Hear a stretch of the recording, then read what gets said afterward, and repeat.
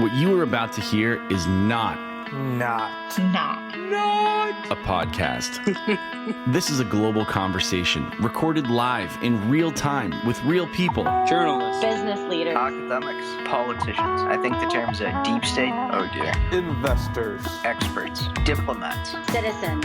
Coming together from around the world to share their views and ask our guests the questions. If you would like to join this conversation or hear our incredible library of past conversations, please visit our website, pm101.club, and join the fastest growing conscious community on the free internet. Thanks for being here. Enjoy the Enjoy the show. Hey everyone, welcome back to Politics and Media 101.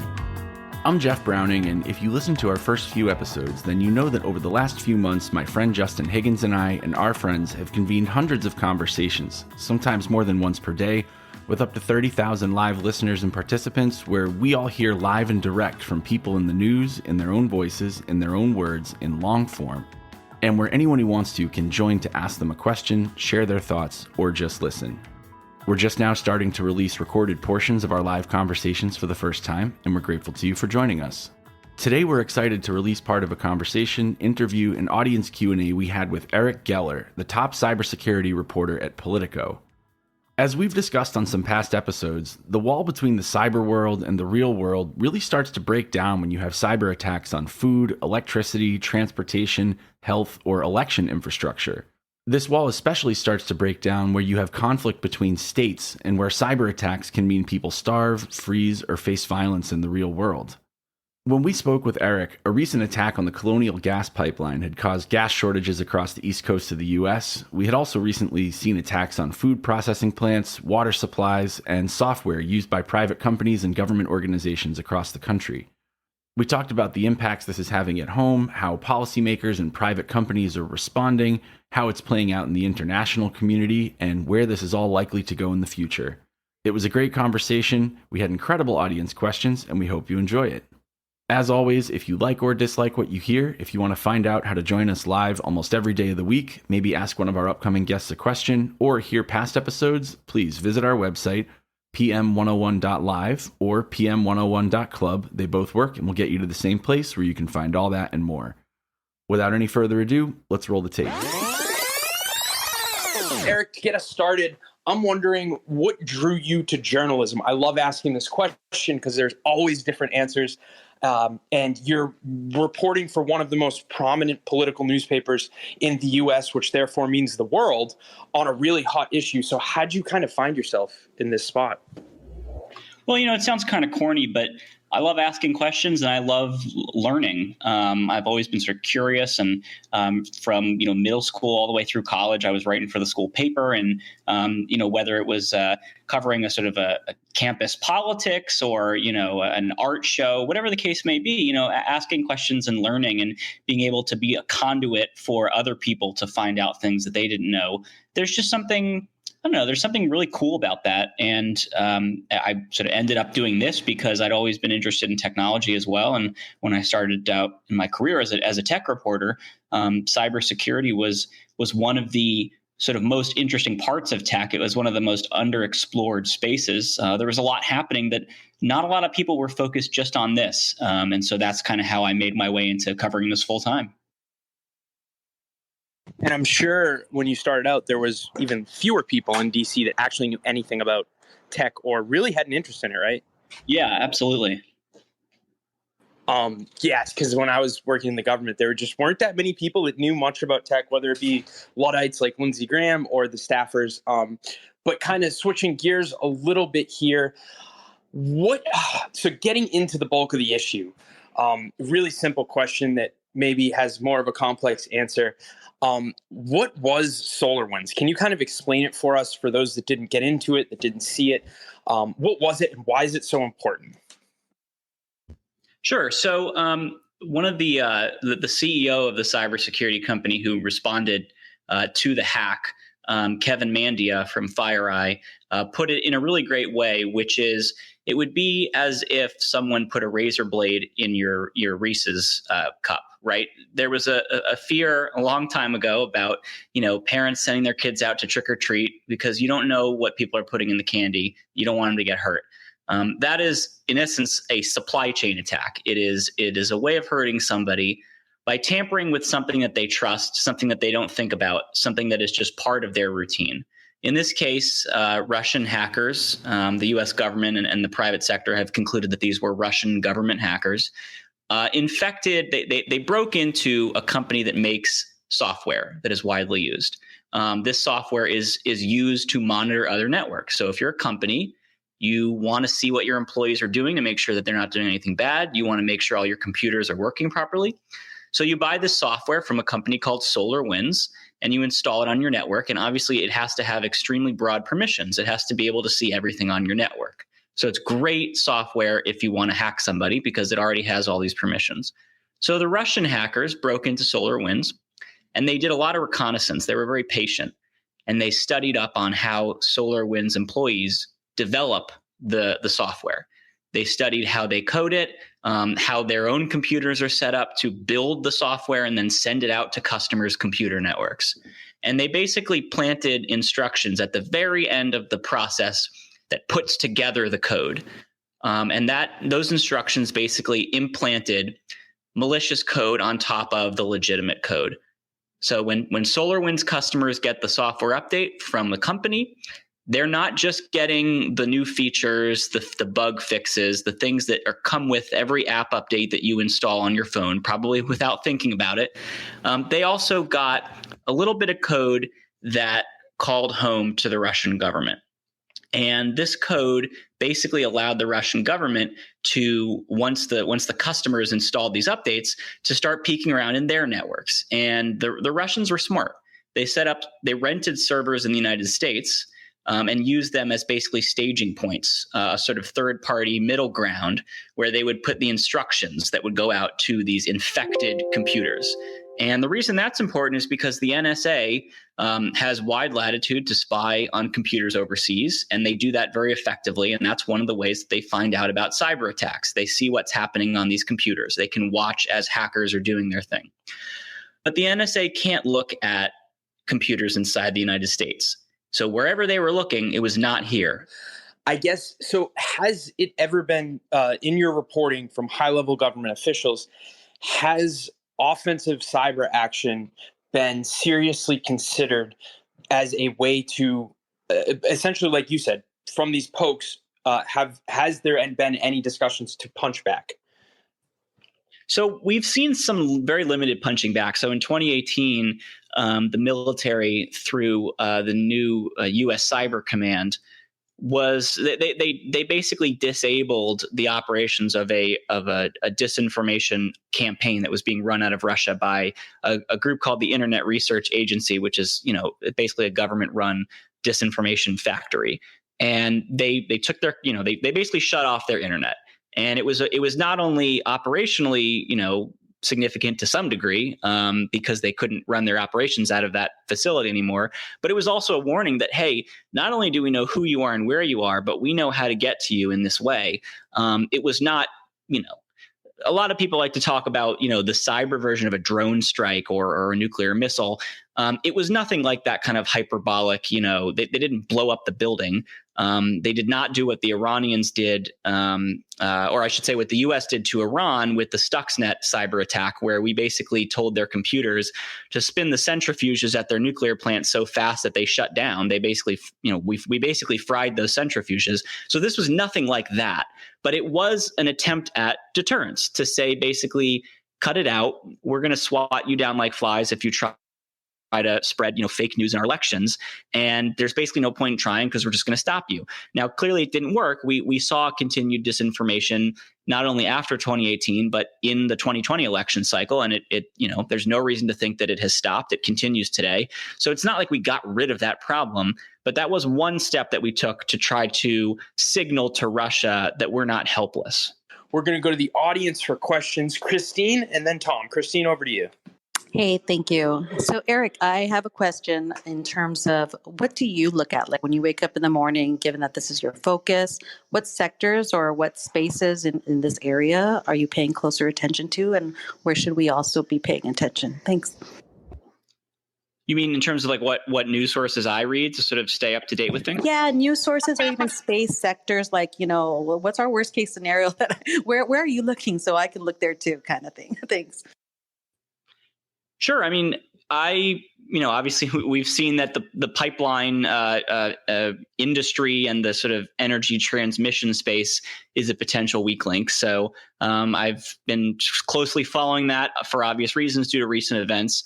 And in general, I try to pay close attention to what's happening in the energy sector, particularly as the actual energy sources start to change. As we start to look towards different energy sources, are we essentially putting a lot of trust in systems that are pretty new, not necessarily being run by massive companies with enormous cybersecurity budgets, the way that the oil and natural gas folks, for the most part, are pretty experienced at this. They may not spend enough on cyber, but they've been doing energy transmission for a while. So, I'm looking at that, how the clean energy revolution will play into the way that we actually protect these energy sources. So that's one thing. I think another great example would be some of the sectors that we don't necessarily think about as much, but that are super important. So water would be one, food, more generally agriculture. Those are kind of the spaces that I'm looking at right now. We did see that there was a hack of a water treatment plant in Florida several months ago, and it was basically only through the careful, diligent work of one employee that the hackers were not able to put a lot of lye into the water, which obviously would have been very bad for this town. And then in the agriculture space, of course, we saw the JBS ransomware attack, the largest meat processor in the world. So these are spaces that, look, there's nothing more important than the safety of our food and the cleanliness of our water, except the cleanliness of our air and our ability to have electricity. So those are all wrapped up in big areas of big threat right now, and areas that I'm looking a lot at. Is it primarily Russia, or is the CCP government, maybe Iran, starting to get in this game from your reporting? Well, in terms of infrastructure, what we've seen for the most part is that the hackers with the most access, the most sophistication, are the Russians. The Chinese are certainly very, very good, but for the most part, they have not focused on trying to sow chaos in our infrastructure or anybody else's. They've mostly used their cyber capabilities to spy on other countries, spy on U.S. businesses to steal their intellectual property. And then recently, we've seen a lot of targeting of human rights activists, dissidents, anybody who is looking into the situation with the Uyghurs, for example, anybody who writes about Taiwan or Hong Kong independence. They want to know what these people are saying. They also want to harass these people. So that's their focus. Iran has been, they're for the most part focused regionally. They did retaliate for the Stuxnet attack by hacking a bunch of U.S. banks. So that was sort of their response to that. And they also got into the controls of a dam in New York, which kind of got a lot of attention, even though, this dam was very old and running a lot on analog systems. So there was not this massive risk of some kind of huge crisis there. But they ended up getting in there as part of that operation. And that got people thinking about infrastructure attacks. But for the most part, when they're not responding to something that we did to them, they are focused on regional adversaries. They hack Saudi Arabia a lot. They shut down Saudi Aramco plant several years ago in a very sophisticated attack. And they are focused on how they can contain and master that conflict through cyber capabilities. And then the fourth major player would be North Korea, and they're interesting because there was an indictment released against several North Korean hackers a few months ago, and a senior Justice Department official basically described the North Korean government as a criminal syndicate with a flag because they, unlike the other cyber actors, use their capabilities primarily to finance their operations. They steal money from banks. They steal money from cryptocurrency companies.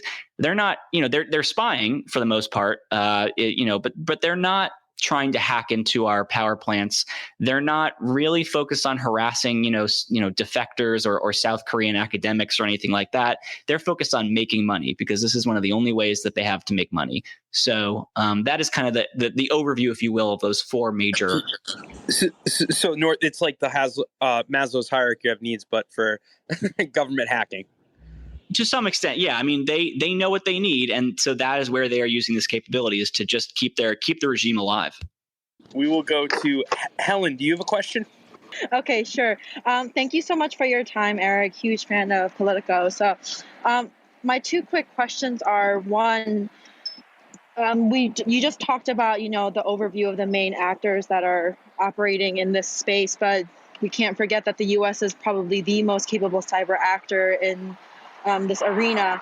So I'm wondering, after the SolarWinds, Colonial Pipeline, and JBS hack, to what extent are lawmakers and policymakers aware of the fact that, in essence, many of the proliferation of cyber capabilities and attacks was kind of kickstarted by American operations that took place in this space decades before? And my second quick question, I forgot, so we'll just go with that one.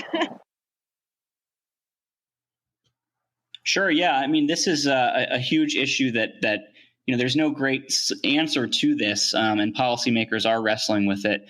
We saw this, for example, in May 2017, with the WannaCry ransomware attack that sort of spread around the world, very quickly crippled a lot of companies. And then there was a follow-up attack a month later, the NotPetya malware attack, and that got a lot more attention because it was even more destructive.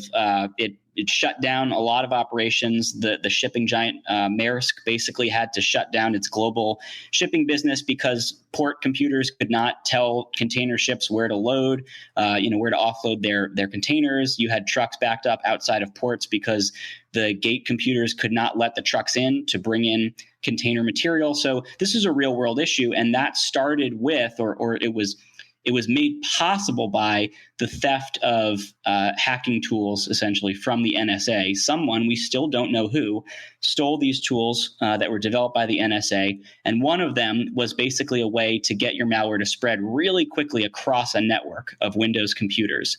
So the developers of the WannaCry and NotPetya malware, the Russians who developed this malware, they built in this capability, which they basically took from this publicly released NSA hacking tool. We don't know who stole it. We don't know who posted online, but we do know that the Russians took it. They built it into their malware, and that is why it was able to spread so quickly. And that is why you had container ships sitting outside of ports unable to offload their containers. It's because of computer code, and that particular computer code did start with the NSA. So there was a lot of uproar after that about, should we even have the NSA be spending millions of taxpayer dollars to develop these hacking tools if they can't protect them? And that conversation continues today, but it's absolutely true that a lot of these techniques and a lot of the actual code did, start in the US. We kind of kickstarted a lot of this. We will go to Jennifer and then Evan. Jennifer, over to you, good friend. Thank you, Justin. Thanks so much. And thanks, Eric. This is awesome. I love this cyber area. So mine kind of follows on Helen's question, which is that obviously there's a lot of these hacks going on that, SolarWinds got a ton of publicity. I understand that was actually, in the works for actually years, right? Before it was caught. Was it FireEye? And I'm just wondering if we're hearing about more, as you listed a bunch, and I knew of some of those, but I didn't know of others, and they just implicate that or show that there's a lot going on that we're not necessarily aware of or not paying enough attention to. And I'm wondering if we are getting the information on these hacks, if we're getting enough information, as a public, and whether we're sensitive enough to what's really going on. Because as you said, like someone stopped the water one, which would have been Dye. Well, it could have been something else, and that one employee could have not been there that day. Like, are we really sensitive enough to what the potential is here? Or are we learning enough about it? Well, as a reporter, I always want to learn more. So you'll never hear me say that we're learning enough about a cyber attack or about the aftermath of a cyber attack. But, government officials have to walk a very fine line here because, first of all, this space is not as regulated as you might assume. There are some companies, especially in the energy sector and now, the pipeline operators, that do have to tell the government when they get hacked, but most companies don't. So the government doesn't actually know the full extent of the problem. And then secondly, a lot of what they know is based on classified information. And it's based on, in some cases, information that companies don't want widely shared. Because, if they say, I got hacked and here's, what happened, the government can't share all that information. Now, they can share sort of the technical stuff, but they can't say company A told us they were hacked because companies are only sharing on the promise of protecting that information, keeping it private. That is how the government is able to encourage some companies to report voluntarily. So they have a lot going against them in that sense. They don't know the full picture and they can't share the full picture. And then, as I sort of talked about earlier, a lot of what we know about what other countries are doing comes from the intelligence community. And the more we say about what we know, the more we're sort of tipping our hand about exactly how we know. And so for example, if we were to say, Russia hacks us all the time. In fact, just last week, we saw Russia hacking this American company. Well, that would tip off Russia that, there's only so many ways that the Americans could have seen us doing that. And so we've got to start trying to figure out which of these, computer systems were they watching? Because they probably weren't just happening to look at that particular American company, unless it was like Lockheed Martin, one of the really big ones that we care about. If it was, a mid-tier company, we probably didn't see that because we were watching their network with their permission. We probably saw it because we were watching the Russians who were doing it. And so that starts to get into questions of protecting our ability to keep finding out this information versus telling the public. And I should also say, and I'm sort of getting long-winded here, but the last thing I'll say is there is a security reason to publicize this, which is you make people aware that it's a problem. And the biggest problem in this space is that people don't realize what they're doing wrong. They're clicking links that they shouldn't. And so if the government were more public with what it knows, could that convince some, regular people, quote unquote, regular people sitting in some office somewhere not to click a link? Maybe that could potentially save us a lot of headache. So there's a good reason to be transparent to some degree, but it's that balancing act of how can you essentially scare people enough into doing the right thing without tipping your hand as to how you know what is happening. We are going to Evan, and then we're going to go to Royfield. Evan, over to you, good sir. Thank you, Justin. Thank you, Eric, for doing this fascinating discussion. I wonder if you can comment on how the Justice Department's elevation of ransomware, to the same level of terrorism probe plays out in terms of the real world. I mean, can you expect kind of kinetic action like you would against terrorist threats, or what should we expect to read or see or hear about given this new, sense of urgency on the part of the Justice Department and the rest of the government? Thanks so much. Well, one thing I think we're going to see is more ransomware cases, more prosecutions. One of the things that this does, the sort of bureaucratic effect of that decision, is the prosecutors at headquarters in DC are going to be talking more to prosecutors in the U.S. attorney's offices throughout the country and basically working with them to bring these cases in a coordinated way, in the same way that they tried to show that they were paying attention to the terrorist threat. They tried to bring more cases in that regard. We're probably going to see more prosecutions. It's not as if there is not enough material out there to start investigating these cases and bringing charges when possible. It's that they're overwhelmed. And so really what Justice was saying here is, we're going to make this one of our top priorities to focus our limited resources on, and we're going to try to bring these cases wherever possible. Now, what are the practical consequences of that? I'm not sure. You could see more operations to recover the ransom payments. We saw that with all the attention on the Colonial hack, they were able to deploy the resources to get that money back. We still don't know how exactly they did that because it relied on them having a piece of information that normally they don't get, which is the private key to the Bitcoin wallet where the money was sent. We still don't know how they got that. But you could see more of that. I think really a lot of this is a question of resources, of limited resources. And now that they're saying they want to deploy more resources to focus on this problem, I suspect we'll see more cases brought when they have the evidence to charge people. And we could see more money recovery operations, although again, I don't want to promise anything there because that was, they got very lucky in finding that private key. I don't know that they're going to be able to do that in too many other cases. So the practical effects of this really do remain to be seen. One thing I feel comfortable saying is that we're not going to be drone striking any Russian cyber criminal offices or their parents' basements or whatever in Moscow or St. Petersburg, because that's going back to the question earlier of a proportionate response. That's disproportionate. And even though these are not necessarily state actors, they are also not lawful combatants as the U.S. understands terrorists to be, where you can drone strike them under U.S. law to the extent that DOJ has signed off on that. You're probably not going to get that same legal latitude to drone strike a Russian cyber criminal while he's driving to the supermarket. So on that note, we're going to go to my friend over here, Royfield, and then we'll go to Kylie. Thank you for that, Justin. Hi, Eric. Eric, I've always been fascinated by the 2007 attack on Estonia that the Russian state kind of manufactured. And, it brought down banks, the government, newspapers, broadcasters, etc. How much is that used as a model of future cyber warfare? And considering that Estonia was then a member of NATO, how much does this kind of underline the weakness of conventional arms? Yeah, so that's a great question, and it gets back to one of the key issues with cyber attacks, which is that depending on how you conduct them, the sort of the techniques you use, they can seem a lot. They can seem very far below the threshold of what NATO would consider an act of war. In the case of Estonia, it was a series of denial of service attacks, which is basically flooding computers with essentially garbage traffic to overwhelm them so that people who are legitimate users trying to access these websites can't do so. That's a very low-grade cyber attack.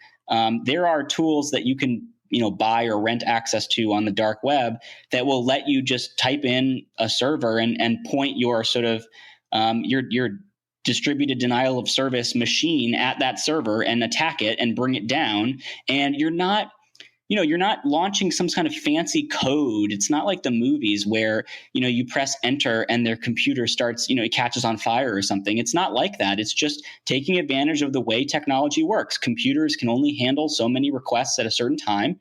And if you fill up that queue, if you basically generate a really long line of people waiting to speak to the ticketing agent, then, people at the back of that line just walk away because they're never going to get served. And that is all that happened there. But obviously the scale at which it happened and the targets to which it happened made it a very big news story. But going back to, my point about, the threshold of an act of war, this is not something where NATO was going to say this, an attack on Estonia is an attack on the rest of us and we're going to retaliate. First, I think you would have a lot of questions, especially at that time, about how can you be 100% sure it's Russia?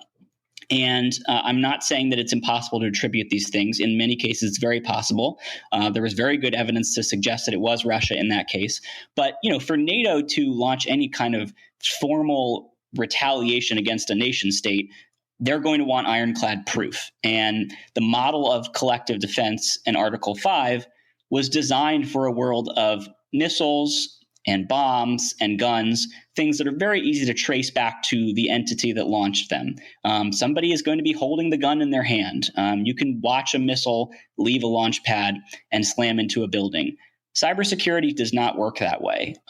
There is no undeniable ironclad way of convincing every single person that this is what happened. And as we saw with the shoot down of the Ukrainian jet, even when it is a kinetic activity, a kinetic attack, I should say, you're always going to have people saying, no, that's fake news. It didn't happen that way. So that's one reason why there was really no interest in having it be, a collective defense situation. The other thing is the actual attack itself was disruptive, but not destructive.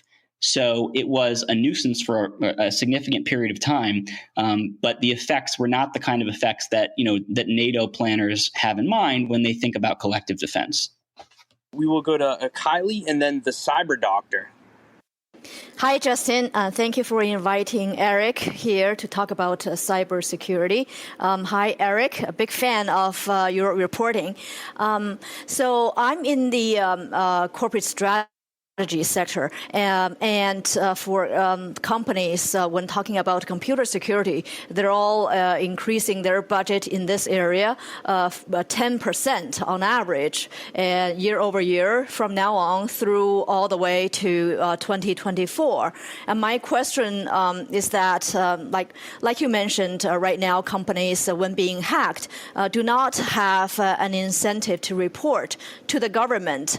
And I'm wondering if the company knows of the resources that they can tap into the government for help when being hacked. They might have more incentive to report to the government when being hacked. So I'm wondering, what are some of the resources that these companies can tap into the government when being hacked? And also, can the government, what are some of the ways that government can further improve on their message to all of these companies to encourage them to report to the government? Thank you, Eric. Kylie, those are great questions. There was actually a hearing today in the House Homeland Security Committee about the federal response to the Colonial hack. And one of the things that was pointed out is a lot of companies don't know what resources they could call on, so they don't know why it's worth it to even ask for help. So the two sort of main agencies are the FBI and the Cybersecurity and Infrastructure Security Agency, as Justin mentioned before, inside of DHS. And the FBI obviously is the law enforcement side. They will investigate who did it. They have technical capabilities, but they are really not the ones that will help you put out the fire, if you will. They are the ones who will find out who committed the arson. CISA is the agency responsible for offering that help. They have various, so after an incident, after you're hacked, they can send people in to do forensic work, look at what happened, try to figure out where it came from, and basically the extent of the damage. And if you're just interested in proactively getting help, especially if you're in a critical infrastructure company, they can do various scanning services, vulnerability assessments. They can tell you what your weaknesses are, if you're vulnerable to any attacks that are sort of widely known, if you're running any software with weaknesses that have been patched that you can fix. So they can offer that kind of help in advance. But there was an official speaking at this hearing from CISA, and one of the members of Congress said to him, how many people are on your marketing team, right? How many people are full-time responsible for getting your message out there, telling the world that you exist, telling American companies that they can ask for help? And he said, I don't know the exact number, but clearly we need to do better at that. Colonial did not call CISA. They called the FBI, and they said later that they knew the FBI would bring in CISA, so there really was no reason to specifically call CISA. But a lot of companies don't even know CISA exists. They'll call the FBI if they are feeling particularly patriotic and they want to, help the government find out about a hack, or if they're in trouble and they need help. But they're not thinking to themselves, how can I get help right now, not only fixing this problem, but also protecting myself in the future, because they don't know that CISA is out there ready to offer that help. So that's a challenge, and it is one that CISA is trying to address. But, they're a pretty small agency. They have about 2,000 employees for a very big mission. They do all kinds of things. They actually, not only cybersecurity, but on the infrastructure security side, they are responsible for issuing guidance to help schools deal with, mass shooters. Because schools are part of an infrastructure sector, so they are sort of part of that mission, and that just gives you a sense of how many things they do. They don't have enough people to actually go out and inspect every pipeline, every water treatment plant. They're just not able to do that, and so they count on those companies coming to them to say, "Hey, I found something weird in my network. Can you look at it?" Because that way they can take that and try to find out if other power plants are being affected in the same way. And all of a sudden, maybe we've got a huge operation here, and we only know about it because this one power plant decided to come to us. So we as American citizens depend heavily on companies not only knowing that CISA exists, but being willing to tell them about a hack. That's the only way that the government is likely to find out about something unless it involves a government system itself. We will go to the cyber doctor next, I believe I said. Justin, thank you for the introduction. And Eric, great coverage over the years, following you since Daily Dot days. As a side, as funny as it was, NPPD, I know you'll all recognize that acronym as what is now CISA. But pivoting over to the kind of going dark issue, Eric, that you'd covered back when I was a G-Man, and I'm sure you've heard Director Ray's comments last week in regards to, a different approach than what EAD Amy Hess had said years ago. Would love to get your take on, this renewed collaboration, if you will, on the issue of going dark and encryption. This is Cyber Doctor, and I'm done speaking. Yeah. First of all, thank you. I appreciate that. Yeah. I mean, this is one of my favorite issues to cover because it's one of the reasons why I think this, area of cybersecurity matters so much, which is that these policy debates, these technical conversations affect us on a very direct level. This is about whether we can use encrypted apps like Signal, how secure our phones are as we walk around with them in our pockets. And the answers to those questions, which affect us very directly, are dependent on these bigger policy and technology conversations. And so the direct link there is something that has always made me care a lot about the encryption issue. It's one of the issues with the most direct resonance to us in our daily lives. Ransomware is another example of that. And listen, I think anybody who predicted that the crypto wars would somehow suddenly end when Biden took office would have lost a lot of money, because this is not an issue that's going to go away anytime soon. It is unfortunately one of those situations where we are just one major terrorist attack away from everybody in Washington talking about this again. There was a Senate Judiciary Committee hearing at the end of 2019, one of the last hearings I covered in person before COVID, about encryption. And Lindsey Graham, who had previously said that he was not so sure about mandating encryption backdoors, said at this hearing, I've changed my mind and they need to do it, because if the tech companies don't do this, they're going to be helping the terrorists, because we need to be able to see this encrypted data. And he was the Judiciary Committee chairman at the time. And there was a sense that perhaps there was going to be this renewed interest in mandating encryption backdoors, which is, for the uninitiated, is basically requiring tech companies to design their code so that if the government says we have some data from a crime scene that we can't read, the tech company has to make it readable for them. They've got to unscramble it. And right now, companies like Apple and Signal do not even have the ability to do that. They've deliberately engineered their systems so that they can't provide that kind of access because they're worried about insider threats. They're worried about what happens when Saudi Arabia or China demands that kind of access. And this is a big conversation, that's part of the broader debate about tech and how powerful these companies are. And as I said, it's not going away anytime soon. Chris Wray, did sort of toe the FBI company line on, we understand that encryption has value, but we also understand that there are just phones we can't read. There are, there's child sexual exploitation cases, really heinous stuff where, the victim's phone has been recovered, and we could potentially track down that victim if we could access that phone. But that phone is still sitting in our warehouse, and we can't get into it. And it's again a very emotional issue. Terrorism, child sexual exploitation; these are serious issues that nobody wants to say that they are in favor of those things. But the other side of the debate is this is not, something that we can limit to the FBI. Once we design this backdoor, once we design this hole in our encryption, anybody who finds it can use it. And then the question for us as Americans is, what do we want to do about that? And, because we can weigh in as Americans and tell our elected officials how we feel about that.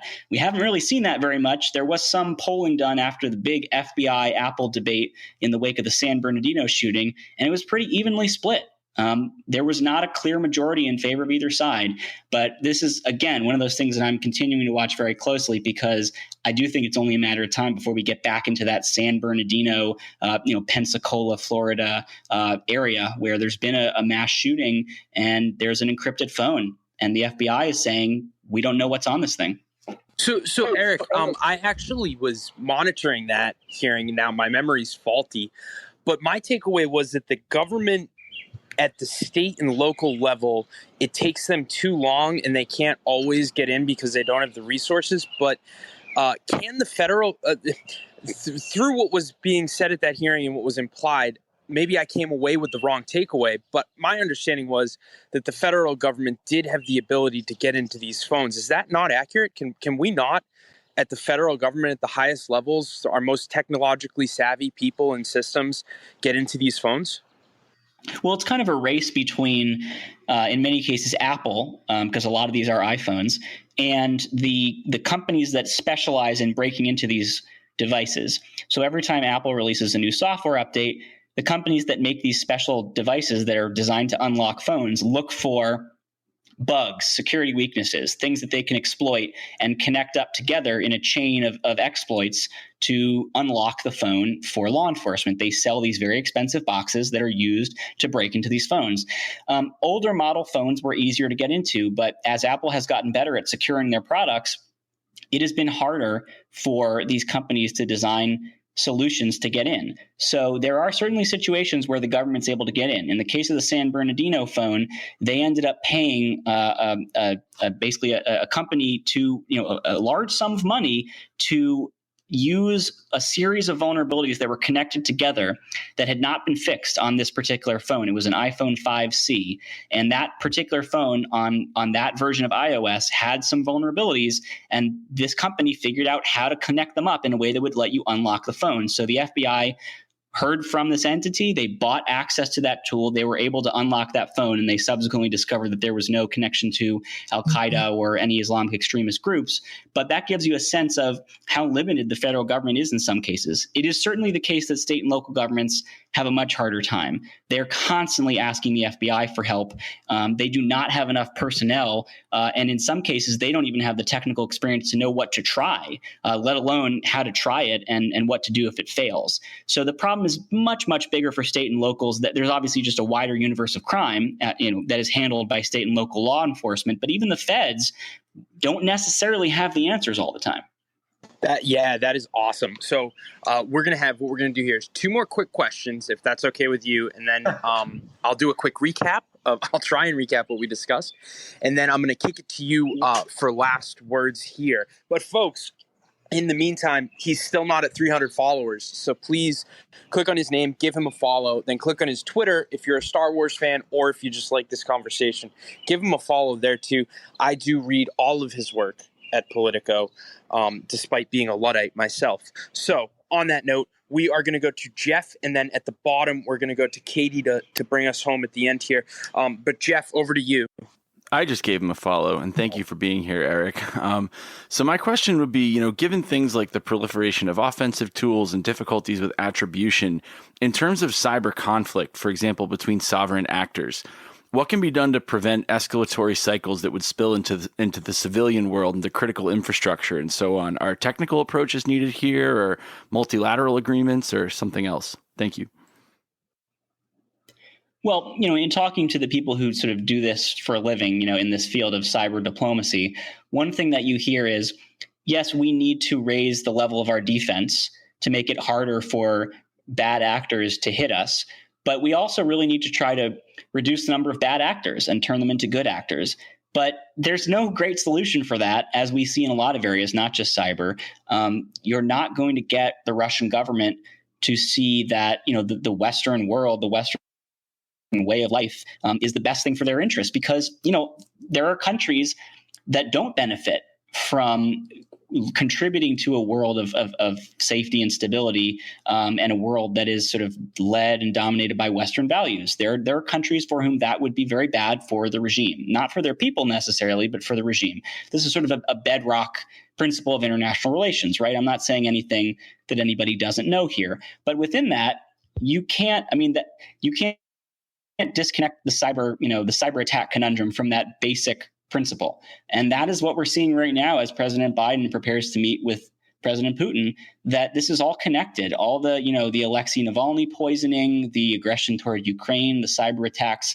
You can't just have a conversation about cyber, because both, Joe Biden and Vladimir Putin are going into that with certain ways of seeing the other person and the other government. And we had an entire Cold War that was premised on the disconnect and the mutual suspicion, and that obviously has not gone away. So I don't have a great answer there, except to say that it is primarily not going to be a technical solution. We can certainly raise our technical defenses and make it less valuable to try to hit us, more expensive to try to hit us. But we need some way of creating mutually beneficial outcomes so that it is no longer profitable to try to hit us, not because we're so super secure, but because trying to hit us will just create problems for you. And so it's really not even worth trying. And frankly, I don't know how we get there. That's way above my pay grade, but that is what people in the cyber diplomacy space are trying to figure out. Fantastic. We will go to Katie down in the bottom left for our last question. Thanks a lot, Justin, for having this room. And hi, Eric. How's it going? Hi, thanks. Yeah. So I am enjoying this room, but I have a question for you. I testified before Congress on the SolarWinds attack and supply chain security a few weeks back, and it was interesting because there was a moment in the hearing when apparently the feed cut for everybody who was watching, and also it cut for the recorded version of it. And when I watched it back, the missing pieces were the pieces where Congress was asking NIST how much budget and how many resources they had. So it seems like it was a deliberate cut. But the part of my testimony that was significant to this problem, when you were talking about CISA and the big mission that they have and the relatively small number of employees and everything, I was comparing the budget of CISA currently, which I believe is about $2.1 billion, to what Microsoft's security budget was, when I left, when I had knowledge of it. And $2.1 billion is CISA today. Microsoft 7 years ago was close to $500 million. And so if we kind of think about the problem of scale and scope, one of the recommendations I made to Congress was raising the pay scales across the board in the government, but especially in cybersecurity to try and attract and retain talent, for the cyber workforce, for the challenges there. But if they don't have the budget now to hire the people for this big mission, the question for you is, what do you think it's going to take to bring our federal government up to snuff when it comes to having people not just in CISA, but across all federal agencies who are capable of handling the cybersecurity load that's upon them as one of the biggest targets of not just our main adversaries, but literally any adversary on earth who gets their hands on enough exploits to try and cause us some trouble? Yeah, that's a great question, and great to hear from you, Katie. I would say that, look, you're never going to be able to pay these people as well as Microsoft or Google or the hottest startup can pay them. What you can do is appeal to the public service ethos of a lot of the people in the tech world right now and create a rotational program to bring them in and have them serve for a year or 6 months. And not only are they there bringing their own expertise to the problems, but they're helping the people who are there for the long haul have a better understanding, learn some new tricks, that kind of thing. There is something, anecdotally, I will say, having seen a lot of people go through this in a more informal way, that and also through the United States Digital Service, which is sort of pioneering this on a formal level of bringing people in for short-term stints from the tech sector. There is a prestige associated with being selected and asked to come work for the federal government and protect their country, even if it's not full-time employment, right? Especially if it is, we would like you to come in for a year and help us out, and then they go back to their nice private sector job, but they get to say that they helped defend the country for a year. And I think, honestly, when I talk to people who are trying to build a bigger and better cyber workforce, that's one of the things that I hear them say a lot is, let's try to appeal to, frankly, patriotism and get some of these people who we would never be able to pay to come work for us in terms of competing on salary. Let's get them to come in and take a government salary for a year. And maybe while they're here, they'll end up fixing one or two problems that have bedeviled us for, a decade. To them, it's easy peasy because they can look at it with a fresh set of eyes, and they can leave us in a better place than they found us. And in the meantime, they'll go back and tell all their friends, you should go work for CISA, or you should go work for the transportation department or Fish and Wildlife. Help them fix these problems. There's a lot of opportunities to bring people in that way where you don't have to compete on salary. I agree with you. You know what? Krebs asked me to be one of those people, and then he got terminated quite suddenly by 45. So what I heard from people who are doing a rotation, either as full-time special employees of the government or as I was going to be brought in as a special consultant to CISA to help with the rollout of VDPs across the federal agencies, it takes 8 to 10 months to get cleared to do those jobs. So that is an impediment that still needs to be dealt with. But thank you for your answer, and I appreciate this room. Thanks. Yeah, and that's absolutely right. Is the only way to make this work in sort of the way I described is to address some of those government bureaucracy problems like the clearance process. There's got to be a way to do it. I'm an optimist. Hope springs eternal. I'm sure they could figure it out.